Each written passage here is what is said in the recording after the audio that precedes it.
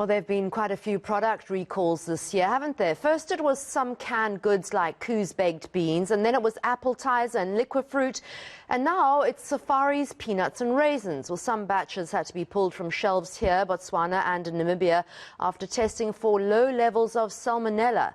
The contamination reportedly happened at a production site in KZN. In light of the listeriosis saga, we surely had our food production awareness and making it run like a tight ship. Well, we've asked the National Consumer Commission to come on air and explain to us why it thinks this keeps on happening. Acting Commissioner Thezi Mabuza joins us live now from Pretoria.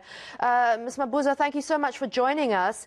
What's the latest regarding the products of peanuts and raisins and cashew nuts, I believe, from Safari? Yes, so what we had picked up is that they have reported that they have already collected 92% of those products. That would mean that we are still missing 8% of those goods. So what we are asking consumers to do is please check your best before dates for those products in question. And if you can, please, for the Safari, for the peanuts and raisins, the best before date is the 27th of October 2022, and for the cashew nuts, the best before date is the 27th of June 2022. Please just take those products, even if you don't have a receipt, take them to the nearest retailer for your refund or maybe a replacement of those goods. I thought salmonella, and mistakenly, was confined to things like chicken, beef, proteins. How does salmonella get into a product like nuts? It could be a handling issue, maybe cross-contamination, but we are not really sure for now. That's what the manufacturer is really busy with. But what we have been informed is that, together with the Department of Health, is that they have ceased production in that plant, deep cleaned, and then what we are really now to receive is still, in this case, what really happened.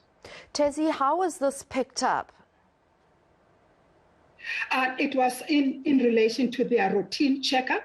Every manufacturer in South Africa, in terms of production of food, they are supposed to do tests in batches and then regularly inform the Department of Health as the regulator if there is any other abnormalities that are there in terms of what is outside the norm. In this case, in terms of their routine, they did that, and this is what they had picked up. So they had to inform us and the Department of Health. I mean, companies who find that there is an issue with their products, a safety issue, are obliged to inform you of this, and consumers, it's a big financial loss to them. Are there any cases where you're finding people are not reporting safety issues? We do in certain instances wherein we would find that there will be those silent recalls, but then we will call those companies to account in certain instances. But recently in South Africa, we feel that our manufacturers have matured. Even if it's a loss on their side, I think they saw the responsibility of them taking accountability for mishaps in the companies, because that's what the Consumer Protection Act is all about, is that if there is a mishap in our production, what is any other responsible manufacturer, because they've got the interest of the consumers at heart, they have to inform. So they are maturing, they are informing us. We still have weaknesses with other products within the motor vehicles and other components, especially the electronic components, wherein the information is very sparse. How do we compare, Thezi, on a global level in terms of food safety and the handling of food?